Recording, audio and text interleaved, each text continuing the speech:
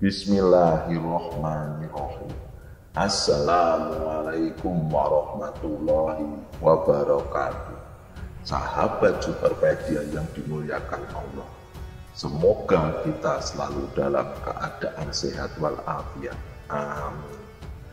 Ada seorang raja yang menjadi satu-satunya raja yang menerima dakwah Nabi kita Muhammad Shallallahu Alaihi Wasallam. Dari semua raja yang diajak masuk Islam, semuanya menolak, kecuali raja ini.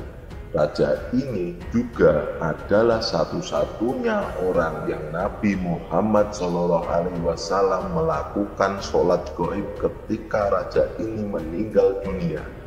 Nabi Muhammad juga sangat mengagungkan raja ini. Siapakah dia? Dalam pembahasan kali ini kita akan bercerita tentang kisah Absamah ibnu Abjar. Absamah ibnu Abjar adalah seorang raja Nasrani dari negeri Habasyah. Beliau memiliki gelar An-Najasyi, sama seperti raja-raja lainnya yang memiliki gelar masing-masing di daerahnya, seperti Raja Persia yang bergelar Kisra, Raja Mesir yang bergelar Fir'aun, dan Raja Romawi yang bergelar Kaisar.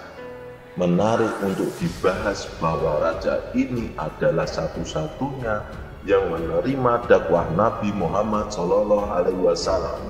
Sementara itu, Raja Rom atau Romawi dan Raja Persia menolak untuk bersahadat dan memeluk agama Islam.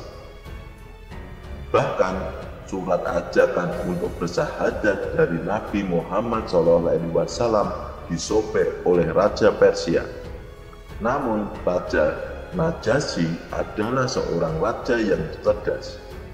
Beliau mempelajari kitab suci, berasal dari golongan alim kaum Nasrani, dan percaya bahwa akan datang seorang nabi terakhir yang akan menyempurnakan agama dan diutus untuk seluruh umat manusia di bumi ini.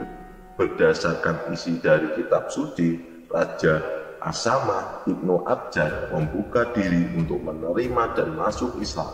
Sungguh beliau memang seorang raja yang bijaksana. Sahabat Superpedia seiman, berikut sedikit kisah mengenai masa kecil Raja Habasyah ini. Absamah ibnu Abjar adalah putra dari seorang raja Ethiopia. Raja ini hanya memiliki satu anak laki-laki yang menjadi pewaris tahta kerajaannya, yaitu Absamah ibnu Abjar. Jadi memang tidak ada kandidat lain selain Absamah. Sementara itu, saudara dari bapaknya Absamah memiliki 12 orang anak. Dari sinilah timbul sifat iri dari keluarga tersebut terhadap bapaknya Absamah ibnu Abjar. Mereka berpikir bahwa jika Raja Abjar meninggal dunia, pewaris tahtanya tak lain adalah anak tunggalnya, yaitu Absamah. Akhirnya mereka mengatur siasat untuk membunuh Raja Abjar dan merebut kekuasaan Habasyah.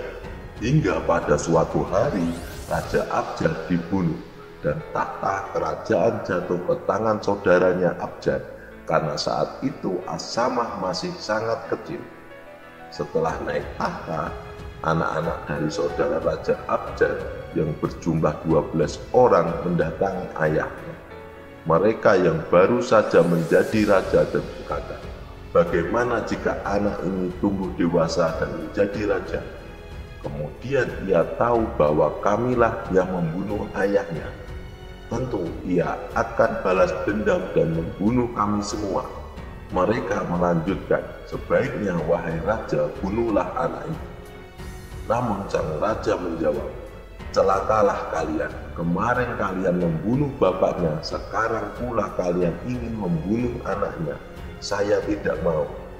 Kemudian 12 anaknya berkata lagi, "Jika tidak dibunuh, bagaimana jika kita buang saja anak ini, supaya dia tidak menjadi raja?" Akhirnya sang raja memilih pilihan kedua. Absamah pun dibuang ke daerah yang sangat jauh dari istana kerajaan. Pada waktu yang bersamaan, langit menjadi gelap dan terjadilah angin kencang yang menghembus kota, termasuk istana raja, sehingga akhirnya ada satu tiang istana yang rubuh dan mengenai sang raja, menyebabkan kematiannya. Peristiwa ini mengakibatkan kekosongan tahta di negeri Habasyah. Kebetulan saat itu negeri Habasyah diancam oleh negara-negara lain dan sewaktu-waktu bisa saja diserang. Masyarakat Habasyah kebingungan siapa yang akan didaulatkan menjadi raja baru karena tidak ada kandidat yang sesuai. Negeri Habasyah membutuhkan sosok raja secepatnya untuk mengatasi ancaman penyerangan tersebut.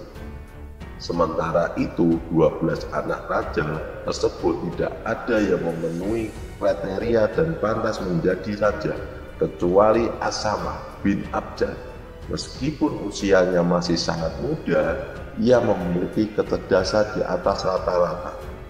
Maka 12 orang ini pun menyesal dan berkata, bagaimana kalau kita cari lagi si Asamah dan angkat dia menjadi raja? Lalu mereka mencari Asamah, membawanya kembali ke istana kerajaan, dan ia langsung diangkat menjadi raja Habasyah yang baru. Itulah Raja Najasyi yang bernama Asamah ibnu Abjad.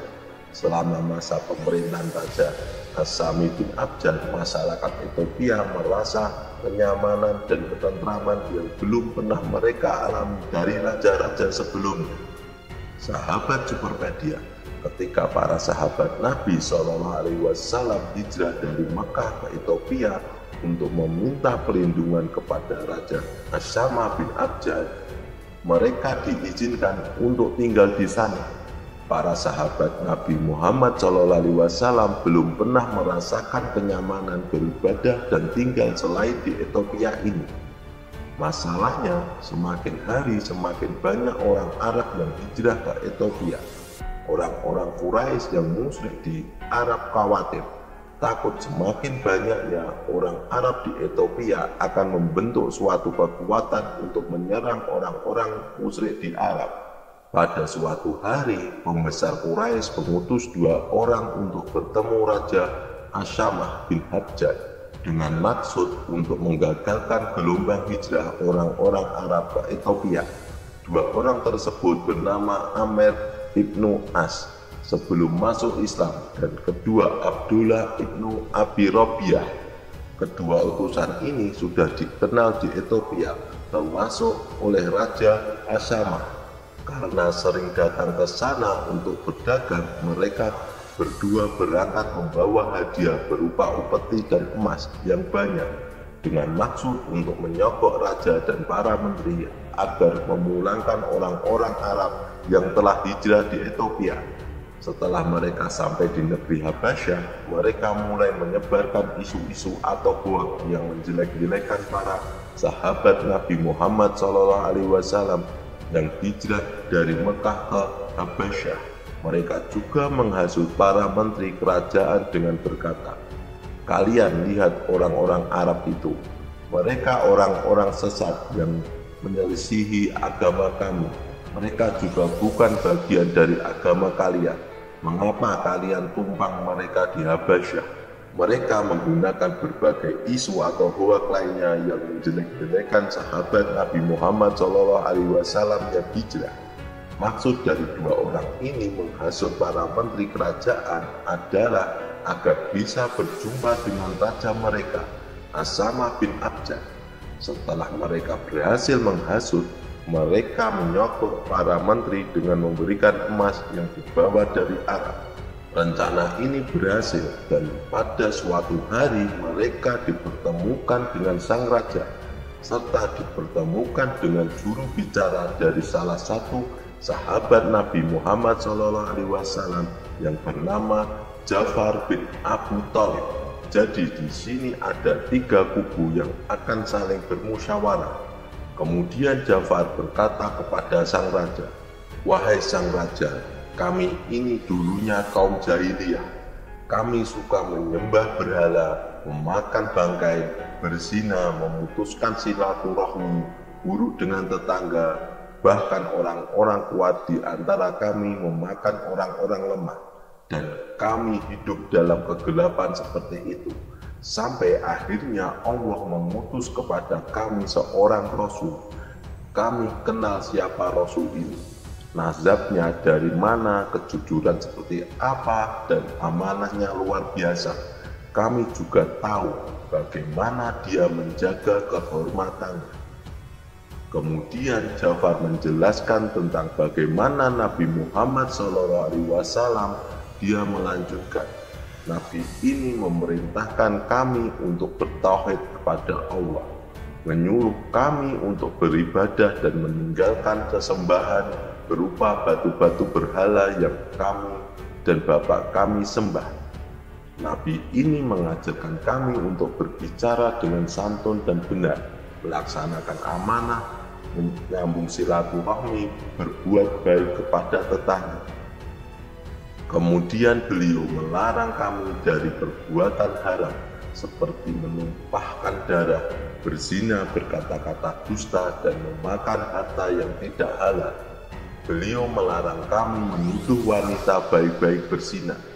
Beliau juga memerintahkan kami untuk beribadah hanya kepada Allah saja dan tidak menyekutukannya sedikitpun. Beliau juga memerintahkan kami untuk melakukan sholat, zakat, dan puasa. Subhanallah, lengkap sekali gambaran tentang Nabi Muhammad SAW dari apa yang dikatakan oleh Ja'far bin Abu Thalib ini. Sahabat Superpedia, lalu Ja'far mulai melirik Amr bin As dan berkata tiba-tiba, dari kaum kami yang musyrik ini, mereka melampaui batas terhadap kamu.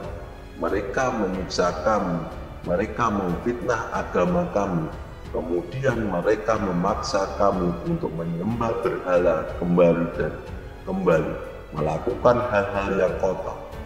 Kami pun terpaksa hijrah keluar dari negeri kami menuju negerimu. Mengapa kami memilih negerimu, wahai Raja? Karena kami tahu engkau tidak mungkin menzolimi kami, dan kami pun tidak mungkin berbuat zalim kepadamu, wahai Raja. Setelah mendengar apa yang dikatakan Ja'far, Raja As-Syamah mengangguk-angguk. Ia mulai memahami cerita sebenarnya, mengapa orang-orang ini lari dari negeri Arab menuju Habasyah. Tak lama kemudian, Amir ibnu As dari pihak Quraisy menyangkal dan berkata, wahai Raja, bukankah seorang nabi seharusnya memiliki mukjizat? Namun kami tidak pernah melihat nabi mereka membuktikan mukjizatnya. Benarkah apa yang kukatakan, wahai Raja? Dari pihak sahabat Nabi SAW, Ja'far menjawab melalui perantaranya, mukjizat nabi kami adalah Al-Quran. Lalu Ja'far bin Abu Thalib membacakan Al-Quran dan sang raja pun terdiam dan menunduk mendengarkan bacaan Al-Quran ini. Sahabat Superpedia, namun Amir bin As menyangkal lagi.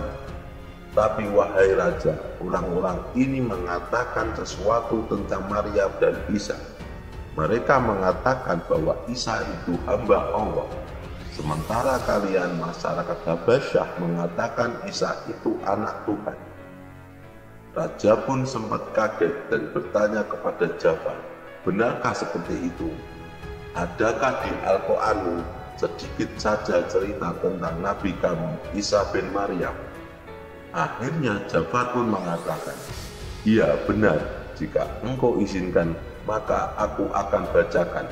Ja'far membacakan surah Maryam dari ayat 1 hingga 21. Setelah selesai dibacakan, air mata mengalir dari kedua mata sang raja hingga membasahi janggutnya.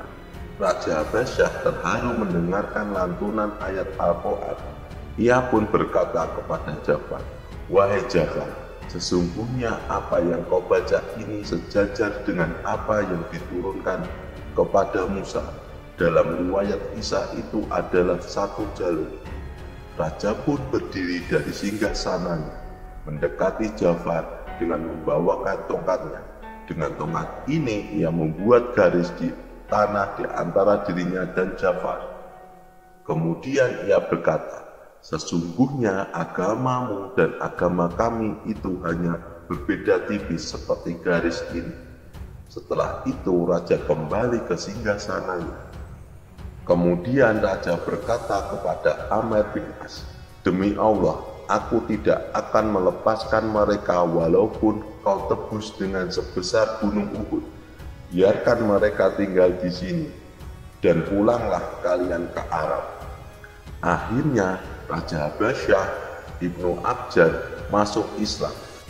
Namun sayangnya ketika ia mulai mengajak rakyatnya untuk masuk Islam dengan merubah persepsi bahwa Isa bukan anak Tuhan, melainkan hamba Allah, terjadilah gelombang kekacauan di masyarakat Habasyah. Banyak orang yang menolak karena peristiwa ini. Ada beberapa oknum yang berusaha membuat makar dengan maksud untuk melengsarkan Raja Asyamah dari kerajaan.